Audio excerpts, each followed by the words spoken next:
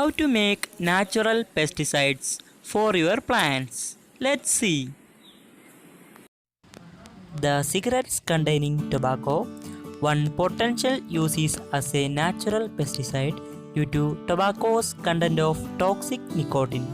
For centuries, gardeners have used homemade mixtures of tobacco and water as a natural pesticide to kill insect and pest. Tobacco spray is natural but still dangerous to beneficial insects such as ladybugs. Spray the pesticides only on the plants not in the tobacco family, that's Solanaceae. Without wasting any time, let's start.